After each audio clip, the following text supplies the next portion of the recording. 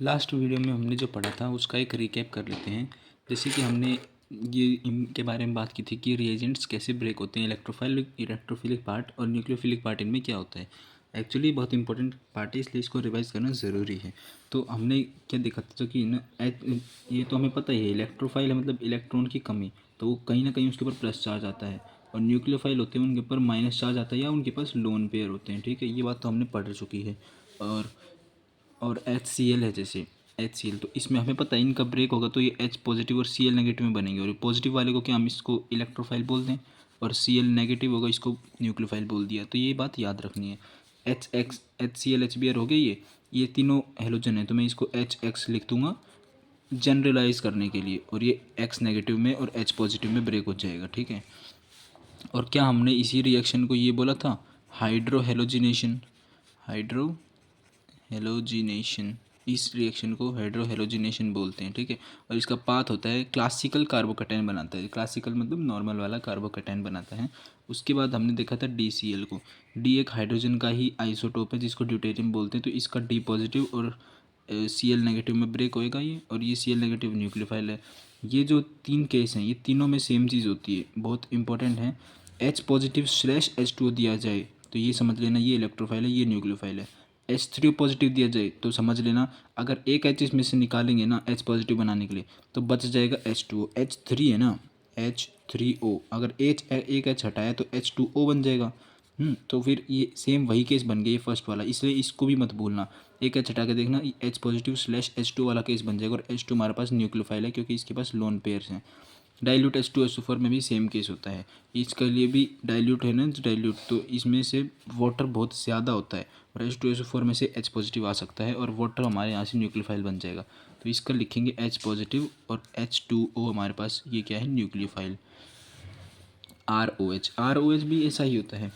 ROH में से अपना है ना, OH नेगेटिव नहीं निकलता है जल्दी से, तो H पॉजिटिव हमारा यहाँ से आ जाता है जो हमने स्लैश में लिखा है।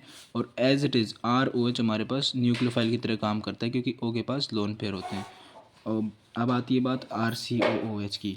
ये भी अपना H पॉजिटिव स्लैश में लिखा है, तो इसको एज इट इज़ हम इलेक्ट्रोफाइल में ऐड कर लेंगे। और RCOOH पूरा ही हमारे पास न्यूक्लियोफाइल की तरह एक्ट करेगा। और ये सब के अंदर क्लासिकल कार्बोकैटायन बनेगा, क्लासिकल कार्बोकैटायन। अब बताता हूँ क्लासिकल कार्बोकैटायन इसलिए बना क्योंकि किसी के भी पास है ना, जो अटैकिंग रिएजेंट है, अटैकिंग, उसके पास लोन पेयर नहीं है। जैसे कि डी के पास नहीं है, एच के पास नहीं है, एच के पास नहीं है, इसमें भी एच के पास नहीं है, इसके भी एच के पास नहीं है। इलेक्ट्रोफाइल वाला जो है ना, इसके पास जो अटैक करेगा ना आगे से जाकर ताकि वो ऐड हो जाए कंपाउंड पे, तो इनके पास लोन पेयर नहीं, तो ये NCC की फॉर्मेशन नहीं होगी, तो ये क्लासिकल कार्बोकैटायन बनेगी। कल जो एग्जांपल देखा था एक बार इसको फिर देख लेते हैं। इसमें कि जैसे हमें पता है, इसको मैं बॉन्ड लाइंस में ऐसे लिख सकता हूँ और एक डबल बॉन्ड इधर है तो ऐसा बना दिया हमने इसको। जैसे ही यहाँ से अगर HX आएगा, H और X, इसके ऊपर पार्शियल प्लस है और पार्शियल माइनस यहाँ पर है, तो ये यहाँ आके अटैक हो जाएगा। ये अपने इलेक्ट्रॉन इधर से दे देगा और इधर इधर बाद में चल के इधर क्या बन जाएगा, प्लस। तो ये प्लस मोस्ट स्टेबल जगह पर होगा ना, तो ये आकर ऐड हो जाएगा न्यूक्लियोफिलिक पार्ट। नहीं तो रीअरेंज करा के इसको मोस्ट स्टेबल जगह पर लाएंगे तो हमारे पास ये ऐसे बन जाएगा HX। ठीक है, HX बन गया। अब उसके बाद हमारे पास आता है H और H2O का। H और H2O लिखा है तो मैंने इसको ऐसे में लिख लिया। अब यहाँ पर डबल बॉन्ड था यहाँ पर, मैंने यहाँ पर ला के H और H2O जो भी था H2O इसके साथ में उसको वहाँ पर लाया और यहाँ पर ये इलेक्ट्रॉन्स दिए इसने। हालांकि ये ऐसे बॉन्ड नहीं है इनके बीच में, बट ये ऐसे ही रिएजेंट लिया गया है, तो इसमें हमें पता है ना इलेक्ट्रोफाइल और न्यूक्लियोफाइल कौन सा है, तो हम उसे अकॉर्डिंगली लगा देंगे। यहाँ से इसने इलेक्ट्रॉन दिए H को, यहाँ प्लस बन गया। अब हम अलग से लेकर आएंगे H2O को, जो कि है ना ऐसे H बन चुके, यहाँ पर ऐड हो चुका है H, हम शो नहीं कर रहे हैं, बस OH और H। और यहाँ इलेक्ट्रॉन ऑक्सीजन के 3 बॉन्ड बन जाते हैं तो प्लस आता है, और बाद में जाके एक H माइनस कर देगा तो इसके पास स्टेबिलिटी आ जाएगी और ये OH बन जाएगा यहाँ पर बस। ठीक है, ऐसे तो ये H प्लस और H2O का हो गया। और ROH में देख लेते हैं, सेम केस होगा। क्या होगा, एक बार H पॉजिटिव तो यहाँ हमने ऐड कर दिया डबल बॉन्ड की साइड, और मोस्ट स्टेबल जगह पर कार्बोकैटायन बनेगा। और इस जगह पर क्या होगा, अब सीधा ROH आकर जुड़ेगा, OH, और मैंने यहाँ R लगा दिया। अब फिर से 3 बॉन्ड हो गए तो फॉर्मल चार्ज आ जाएगा, तो एक H को रिमूव कर देगा, आगे जाके -H हो जाएगा। और फिर यहाँ पर बच जाएगा बस OR, इस ऊपर वाली जगह पे। DCl है, DCl में भी कुछ नहीं होता, ये हाइड्रोजन की तरह है। बस बात इतनी सी, अब ये D अगर लगेगा ना तो हमें इसको शो करना पड़ेगा, क्योंकि ये एक अलग चीज़ आ गई है। तो यहाँ हमने D लगा दिया और यहाँ पर प्लस आने वाला था और यहाँ Cl लग जाएगा, ठीक है। RCOOH, इसमें भी क्या होगा कि यहाँ पर तो H लग गया, हमारा H लगा दिया हमने। उसके बाद ये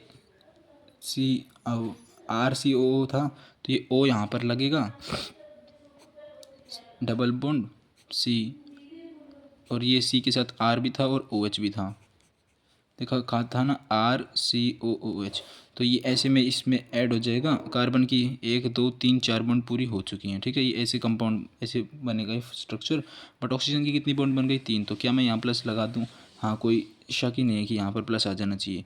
ये लोन पेयर यहाँ अपने ना इलेक्ट्रॉन्स देंगे इस जगह पर, और ये वाला इसने अपने इलेक्ट्रॉन्स इधर दिए, ठीक है। तो ये डबल बॉन्ड उठ के इधर जाएगा, 2 इलेक्ट्रॉन आ गए इसके पास, तो प्लस माइनस तो ये न्यूट्रल चीज़ बन जाएगी। तो इसका फॉर्मूला बस ऐसे बनेगा, यहाँ पर सिंगल बॉन्ड OC, ये जो था ना OH, इसके साथ डबल बॉन्ड हो जाएगा, ठीक है। और यहाँ पर बच जाएगा बस R, तो ये हो गया RC डबल बॉन्ड R। अब हमें आगे वाले टॉपिक पे जाना है, उससे पहले एक बार हमें ना हाइड्रो हेलोजिनेशन को अलग से देख लेते हैं। अभी हमारे पास एक, जैसे हमने उसमें से इन्हीं प्रोसेस में से एक रिएक्शन उठा ली है जो कि हाइड्रो हेलोजिनेशन की थी, जैसे H और X वाली हाइड्रो हेलोजिनेशन, ठीक है। तो ये रिएक्शन का नाम हाइड्रो हेलोजिनेशन होता है, और हम इसको देख लेते हैं एक बार कि एक्चुअली होता है कि इसी के साथ साथ हमारी एक रिएक्शन कंप्लीट हो जाएगी। अगर मैंने कोई इथीन लिया है जैसे, तो इसमें मैंने HX को डाल दिया, तो पता है क्या होगा, इसका कंपाउंड जो बनेगा ना वो लास्ट में बनेगा कि है ना, यहाँ पर CH3 हो जाएगा क्योंकि बॉन्ड टूट गया, और यहाँ CH2 ही रहेगा, इसके साथ X जुड़ जाएगा, ठीक है। अब इसका मैकेनिज्म देख लेते हैं। क्या हमने ये कंपाउंड लिया था, HX में डाला, क्या इसने इलेक्ट्रॉन डेंसिटी दी होगी इस H को, क्या यहाँ से फिर बॉन्ड ब्रेक हुआ होगा? हाँ, यही होता है कि सभी तक पढ़ के आए हैं। तो इन्हें क्या पता क्या होता है कि ये CH2 यहाँ पर तो है ना, CH के साथ H आके, CH2 था ऑलरेडी, एक H आके जुड़ गया तो CH3 हो गया, और यहाँ पर प्लस बन जाएगा। क्यों? क्योंकि यहाँ पे इलेक्ट्रोडेंसिटी की कमी हो जाएगी। उसके बाद अगर हम इसी मॉलिक्यूल को यहाँ आगे लेते हैं और इसको X, अभी यहाँ पर बच क्या गया कंपाउंड रिएक्शन में, H तो ऐड हो गया, तो ये कहीं ना कहीं X माइनस नहीं पता लगता कि X माइनस रह रखा होगा अभी भी, तो X माइनस ऐसे एज इट इज़ रहेगा। और जैसे क्योंकि ये प्लेनर मॉलिक्यूल है, sp2 हाइब्रिडाइज्ड है, तो है ना X माइनस या तो ऊपर से भी अटैक कर सकता है या नीचे से भी अटैक कर सकता है, दोनों साइड से अटैक हो सकता है। तो यहाँ पर ये बन जाएगा CH3 CH2 और X। इस CH3 को मैंने इस तरफ लिख दिया है, फिर CH2 आएगा और उसके प्लस के साथ जाकर वो माइनस वाला X ज्वाइन हो गया है। ये है हाइड्रो हेलोजिनेशन कंप्लीट हुआ। हाइड्रो हेलोजिनेशन में एक इंपॉर्टेंट बात देखने की है, जैसे अगर बोर्ड्स वगैरह में आता है तो ये लिखना पड़ेगा कि वो रेट ऑफ रिएक्शन का क्या ऑर्डर है। अगर मैं ना तुमसे बताऊं कि HI लिया है, HBr लिया है, HCl लिया है और HF लिया है, ठीक है। तो ये देख के बताना चाहिए कि ये जानना आना चाहिए कि ये रेट ऑफ रिएक्शन किधर फास्टर होगा। सबसे पहले तो ये है रेट डिटरमाइनिंग स्टेप, RDS। ये अगर जितना जल्दी ये ब्रेक होगा ना, उतना जल्दी रिएक्शन फास्ट आगे फॉरवर्ड होएगी, ठीक है। तो यहाँ पर डिपेंडेंसी किसकी है कि बॉन्ड कौन सा पहले टूट रहा है। अगर हम स्टेबिलिटी की बात करें तो वो वैल्यू फैक्टर नहीं देखेंगे, ये पहले देखेंगे कि HI में से, HBr में से, HCl और HF में से कौन जल्दी टूट रहा है। जैसे कि अगर हमने पिछले एग्जाम्पल में देखा, CH2 यहाँ पर है, यहाँ पर अगर HX आएगा, ठीक है, कोई भी X है यहाँ पर, ये जो इलेक्ट्रॉन दे रहे हैं ना यहाँ पर तो हर जगह H है, सिमिलर है, देखो H सब में इसका रोल नहीं बनता कि कौन जल्दी टूटेगा। अगर ये चेंज होता ना, यहाँ पर एक जगह H होता है, एक जगह कुछ और होता, तो ये जरूर डिटरमाइन कर रहा होता कि किसकी बॉन्ड जल्दी टूटेगी। यहाँ पर हमें पता रहना चाहिए कि HI की बॉन्ड सबसे पहले ब्रेक होएगी, और HBr की उसके बाद, और HCl की उसके बाद, ठीक है। तो ऑर्डर हमारे पास क्या आ जाएगा, HI की में रेट सबसे फास्ट होएगी, रिएक्शन जल्दी होगी, और इसमें भी जल्दी होगी Br में और फिर Cl में। उसके बाद हमारे पास एक बहुत इंपॉर्टेंट चीज़ आती है, रेट ऑफ इलेक्ट्रोफिलिक एडिशन। ये रटवाऊंगा नहीं, खुद ही सोच लेना। अगर सही रीज़न के साथ तुम्हें नहीं सेटिस्फाई हो कि ये क्यों लिखा है या फिर मुझे तो समझ नहीं आ रहा, तो भले ही मुझ में कमी निकाल देना, बट सोच कर देखना एक बार। Rate of electrophilic addition, electrophile का ऐड होना किस पे डिपेंड करेगा? क्या एक बात बताओ ज़रा, ये इलेक्ट्रोफिलिक एडिशन जो कि रिएक्शन है ये किस पे डिपेंड करेगी, किस कैसे होगी ये जल्दी। एक्चुअली में हो क्या रहा था, CH2 मैंने लिया, HX में एक कंपाउंड लेकर आया जिसमें कि एक इलेक्ट्रोफिलिक पार्ट है और एक न्यूक्लियोफिलिक पार्ट है। सोचने वाली बात है, हमारा first step of the reaction यही है। क्या हो रहा है सबसे पहले, ये अपनी इलेक्ट्रॉन इधर दे रहा है, ठीक है भाई। तो क्या हमारा ऊपर इसके ऊपर डिपेंडेंसी नहीं है कहीं ना कहीं रिएक्शन की, अगर ये इलेक्ट्रॉन ही नहीं देगा तो ये बॉन्ड ब्रेक नहीं होगा।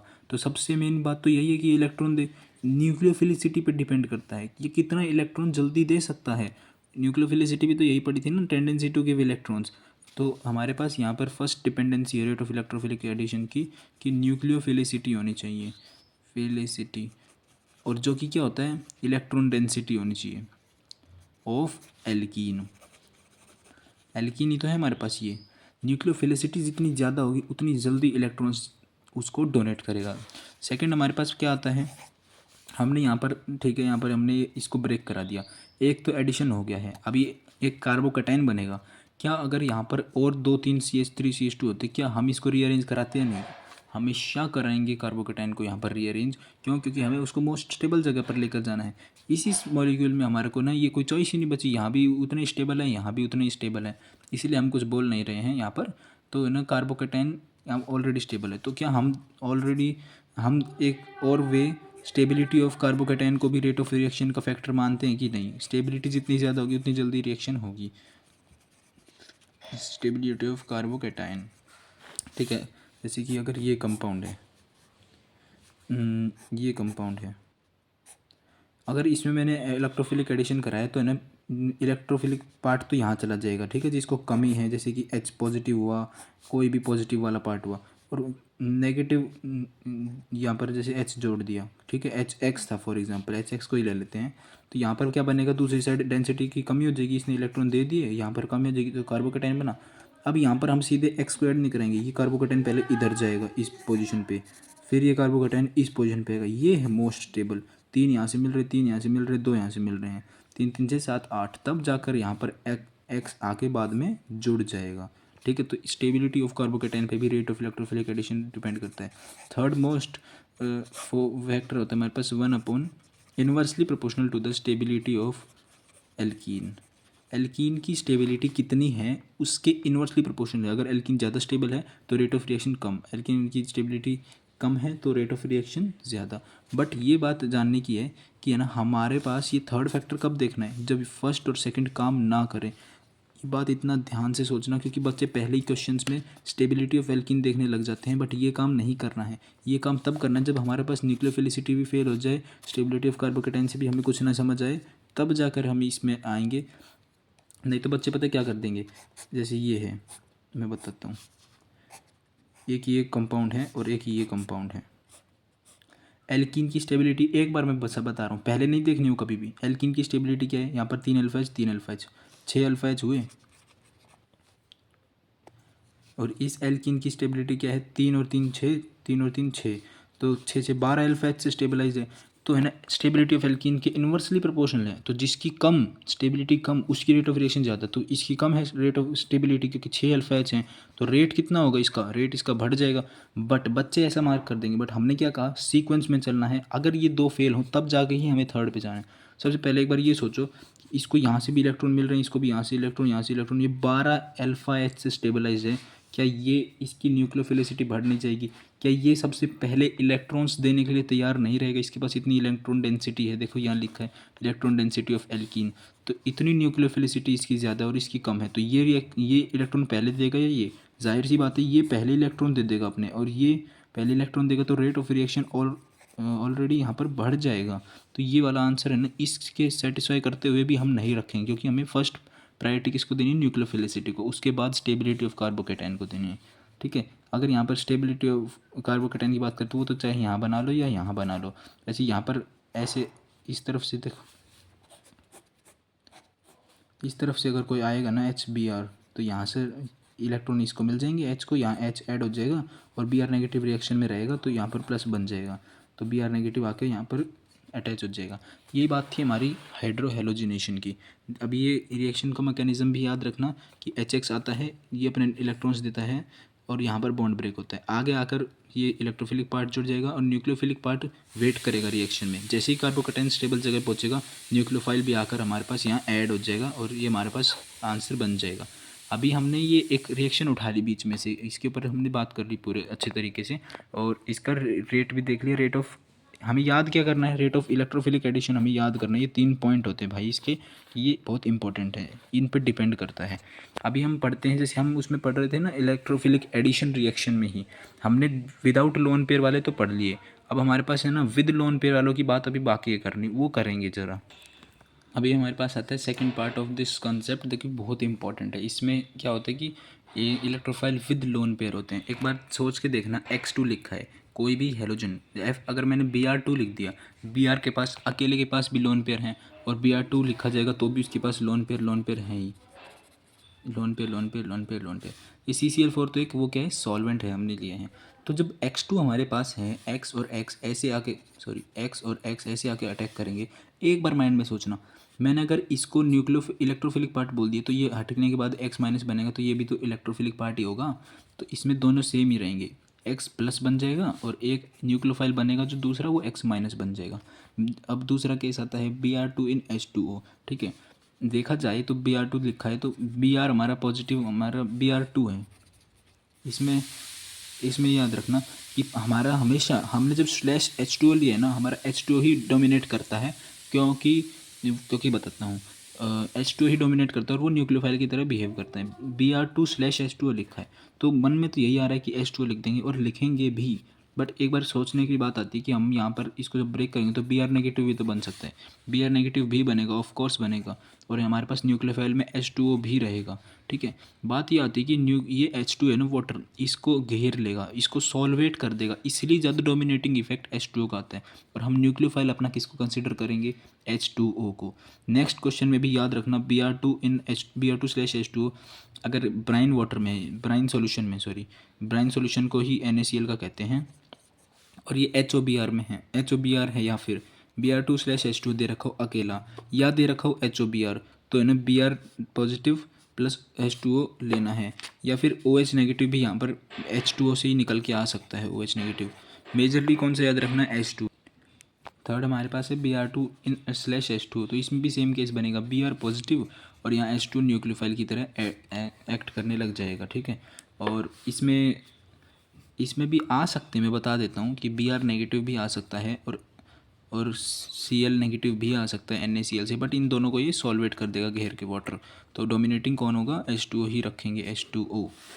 अब आता है NOCl। NOCl का नाम पता है क्या होता है, इसको ना टिल्डन्स रिएजेंट बोलते हैं, टिल्डन्स रिएजेंट। अब मैं बता देता हूँ कि मेरी वीडियोज़ में मैं जो भी पढ़ाऊँ सबको याद कर लेना है, बहुत बहुत बहुत इंपॉर्टेंट चीज़ ही पढ़ाऊँगा, एक्स्ट्रा नहीं पढ़ा रहा हूँ, जो काम का है वो पढ़ा रहा हूँ। अगर NOCl की बात आई तो याद रखना है कि ये टिल्डन्स रिएजेंट होता है, NOCl, और ये ब्रेक किस में होगा, NO पॉजिटिव प्लस में Cl नेगेटिव। ये न्यूक्लियोफाइल हो गया, ये इलेक्ट्रोफाइल हो गया।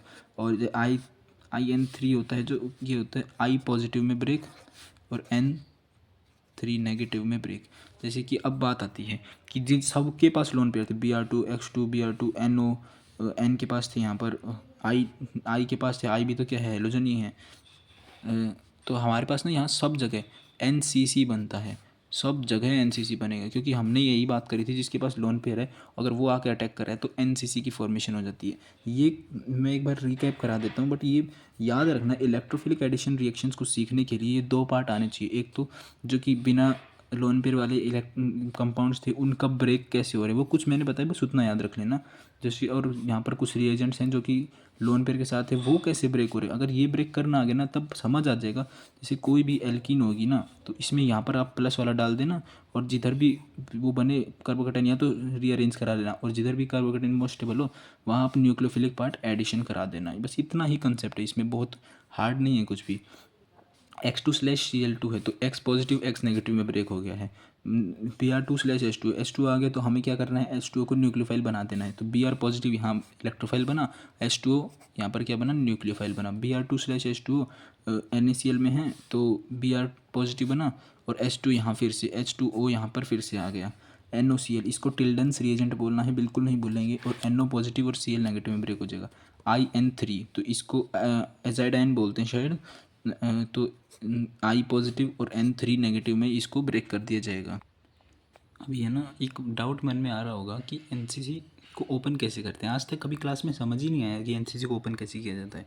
सबसे पहली बात तो एनसीसी को बैक साइड से ओपन करते हैं और उधर से ओपन करेंगे जिधर हमारे पास मोस्ट स्टेबल कार्बोकैटायन बनता है, प्लस चार्ज जिधर मोस्ट स्टेबल बनेगा। ठीक है, अभी मैंने इस सीएल को यहाँ पर जाके इस पॉइंट पे, इस जगह पर जाकर इसका अटैक करवा दिया तो क्या है कि ये बॉन्ड यहाँ पर आया, इलेक्ट्रॉन्स यहाँ पर इलेक्ट्रॉन्स आए, ये यहाँ से ब्रेक हो जाएगी। ये बात सिखाऊंगा कि कैसे आ रहे हो, तुम्हारे मन में भी आ रहा होगा ये क्या कर दिया। हमारे क्लास का टीचर भी ऐसे ही कर देता है, वो हमें समझाते तो है नहीं, तो हम ऐसे करेंगे।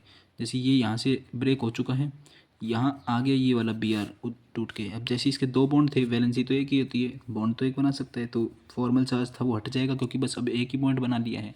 और यहाँ पर ऊपर से जब इलेक्ट्रॉन आए तो यहाँ पर प्लस बना होगा और यहाँ प्लस वाली जगह पर कौन आ जाएगा बाद में, यहाँ बी आर था और यहाँ आ जाएगा कौन, सी एल, क्योंकि सी एल हमारे पास न्यूक्लियोफाइल है। अब मैं ये सिखाता हूँ कि एक्चुअली में ये होता क्या है। कार्बन के ना अपोजिट साइड होते हैं उसके एंटी बॉन्डिंग मोलिकुलर ऑर्बिटल्स। ये ज़रा प्लस बना लेना इधर। तो क्या है कि ये जो एक्स माइनस है ये ना अपने इलेक्ट्रॉन्स देगा कार्बन में। अगर ये कार्बन लिखा है, यहाँ पर मैंने कार्बन लिखा है, कार्बन लिखा है, तो इसके ना molecular anti bonding molecular orbitals यहाँ पर होंगे। ठीक है, जिसको बोलते हैं सिग्मा स्टार वैकेंट, और यहाँ पर भी सिग्मा स्टार वैकेंट है। अगर मैंने इसके इलेक्ट्रॉन्स को इसमें डाल दिया तो ये बॉन्ड कहीं ना कहीं टूट जाएगी और प्लस यहाँ बन जाएगा इस जगह पर ही। बता देता हूँ ये भी कैसे बन रहा है, नहीं तो तुम्हें ही डाउट रहेगा। अगर मैंने इस जगह इलेक्ट्रॉन्स डाल दिए ना, फॉर एग्जांपल मैंने इस जगह इलेक्ट्रॉन डाल दी तो ये बॉन्ड ब्रेक हो जाएगी। तो यहाँ पर ब्रेक हो गया है तो एक्स का बॉन्ड तो इस जगह से तो बन ही रखा है, तो यहाँ एक्स लगेगा और यहाँ प्लस आ जाएगा। क्या ये प्लस मोस्ट स्टेबल है? बिल्कुल भी नहीं।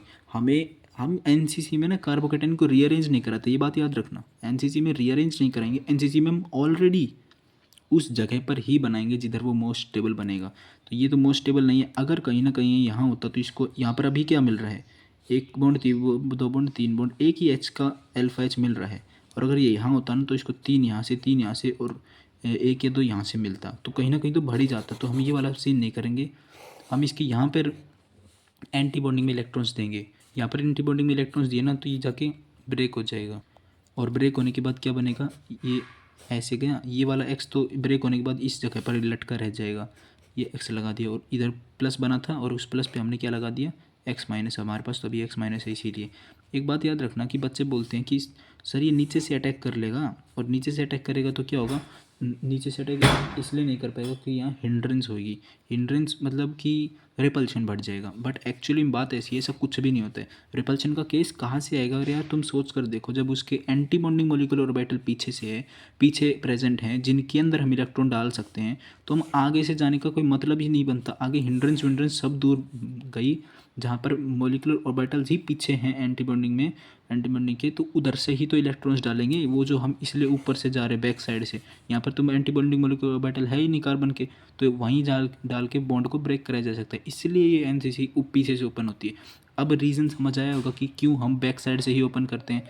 कोशिश तो यही करी कि समझ आए, मुझे भी नहीं आता था पहले, मैंने भी सीखा है। अब मेरे को क्लियर है कि क्यों होता है। मुझे मेरे टीचर से भी नहीं समझ आता था, मतलब बस पता रहता था, वो बोलते थे कि बैक साइड से ओपन होगी, बैक साइड से ओपन होगी, बट रीज़न मुझे भी नहीं पता था। यहाँ पर इसके ना एक्चुअली में एंटी बॉन्डिंग के मोलिकुलर ऑर्बिटल्स प्रेजेंट होते हैं, सिग्मा स्टार वैकेंट, और हम खुद डिसाइड कर लेंगे हमें किधर इलेक्ट्रॉन्स डालने, क्योंकि जिधर मोस्ट स्टेबल कार्बोकैटायन बनेगा ना, हम उस जगह इलेक्ट्रॉन डालेंगे। इसमें इधर डाले थे ताकि इधर पे फिर प्लस बन जाए, मोस्ट स्टेबल रहेगा। ठीक है, और ये कौन से टाइप का एडिशन हुआ? क्या ये सेम साइड है? नहीं, ये सेम साइड नहीं, इसको बोलते हैं एंटी एडिशन।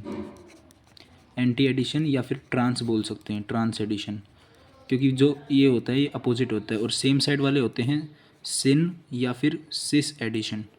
ठीक है, अभी इसको बस याद करें ना, नेक्स्ट वीडियो में हम इसके ऊपर प्रॉपरली बात करेंगे कि कैसे एडिशन होता है। अब एक चीज़ बताता हूँ, सोचना, अगर मैं ये कंपाउंड बनाता हूँ, ठीक है, डबल बॉन्ड इधर पे, और मैं अगर इसको Br2 CCl4 में पास कराता हूँ। अब एक बार माइंड में सोचना, CCl4 है ये, ठीक है, एक बार दिमाग में सोचना, क्या मैंने ये पढ़ाया है तुमको Br2 CCl4? हाँ बिल्कुल पढ़ाया है। CCl4 तो सॉल्वेंट वो, और ये ब्रेक कैसे होगा, Br पॉजिटिव और Br ही नेगेटिव में, इसी का ही पॉजिटिव और इसी का ही नेगेटिव में ये ब्रेक हो जाएगा। ठीक है, तो हमने क्या करा, कि ये तो अब एक बार माइंड में सोचो कि क्या इसके पास लोन पेयर है, हाँ लोन पेयर है, तो ये एनसीसी बनाएगा। ऐसे क्वेश्चन को अप्रोच करना। अगर एनसीसी नहीं बना रहा तो हम डायरेक्टली ऐड करा देते किसी भी एक साइड प्लस वाले को, और किसी भी एक साइड इलेक्ट्रोफाइल को, और किसी भी एक साइड कार्बोकटाइन बना के न्यूक्लियोफाइल को ऐड करा देते। बट अब यहाँ पर ये तो लोन पेयर कंटेनिंग है, तो एनसीसी तो जाहिर है कि बनेगी ही बनेगी, तो हमने इस डबल बॉन्ड के अराउंड एनसीसी बना दी इधर, ठीक है। अब हमारे पास क्या है कि एनसीसी को ओपन करना पड़ेगा। एक बात याद रखना, मैं ये चीज़ समझा देता हूँ एक्चुअली में ये है क्या। ज़मीन पर देखना, अगर तुमने एक ये साइक्लोहेक्सेन बनाया है ऐसे में, तो है ना इसके जस्ट ऊपर, अगर यहाँ पर ये साइक्लोहेक्सेन है ना, तो इसके ऊपर की साइड ये दो बी आर अटैच हो रखे हैं एनसीसी बनाते हुए। या फिर अगर ये ऊपर नहीं तो या फिर ये नीचे ऐसे में अटैच हो रखे होंगे। ऊपर तो रिंग है और नीचे नीचे की साइड बी आर का ये पूरा कंपोनेंट घूमा हुआ है। या फिर हम कह सकते हैं कि इसके जस्ट ऊपर ये दो अटैच हो रखा है, ये दो रिंग के साथ ये दो बॉन्ड। ये क्या हो रहा है, तो इसके साथ क्या हो गया, तो इन्हें ये ऐसे है, इसमें ना अब जाकर ये ऊपर से अटैच हो रखा है बी आर। तो ठीक है, अब या तो हम बी आर नेगेटिव को डालेंगे। अब हमारे पास बी आर नेगेटिव बाकी है ना, बी आर नेगेटिव जाएगा, या तो ये नीचे से जाएगा अगर ये ऊपर की साइड है, और अगर ये ऊपर की साइड नहीं नीचे की साइड ही बॉन्ड होते, फॉर एग्जांपल ये 3D में सोचना, अगर ये नीचे की साइड बॉन्ड होते तो कहीं ना कहीं बी आर ऊपर से आके इसको ब्रेक करता, ओपन करता रिंग को, ठीक है। तो अब ये हमें पता करना पड़ेगा कि किधर से ओपन होगा। तो एक बात ध्यान रखना, अगर ये दोनों ऊपर हैं, ये दोनों बी आर ऊपर है, तो वो उसने नीचे से अटैक करा है ताकि रिंग ओपन हो, तो ये बात याद रखना, वो नीचे से अटैक कर रहा है तो वो नीचे लग जाएगा, और ये बी आर ऊपर थे जो कि दोनों बॉन्ड के साथ, तो ये बी आर ऊपर रह जाएगा। तो क्या हमारा आंसर एक वेज और एक डैश में बनेगा। वेज मतलब पता क्या होता है, बाहर की साइड होना, और डैश मतलब होता है नीचे या अंदर की साइड होना, ठीक है, किसी भी एटम वगैरह का एडिशन, और प्लस इसकी मिरर इमेज, क्योंकि ऐसा ही एक और कंपाउंड भी एग्जिस्ट कर सकता है जो कि एक ये वाला बी आर ऊपर या नीचे, या फिर मिरर में जैसी भी इसकी इमेज बनेगी ना वो दूसरे टाइप का कंपाउंड सेम बनेगा। तो बात ये याद रखना एक बार कि है ना, एक अगर ये दोनों ऊपर थे, इस ये ज़मीन है उसके जस्ट 3D में ऊपर अगर ये दो बी आर जोड़ रखे हैं तो वो नीचे से जाके अटैक करेगा, और उसने नीचे से जाके अगर ये बॉन्ड ओपन करी तो ये एक बी आर जाएगा वेज में, एक जाएगा डैश में। तो इतना ही कंसेप्ट था, इसके ऊपर जो वो है और डिटेल में वो हम नेक्स्ट वीडियो में देखेंगे।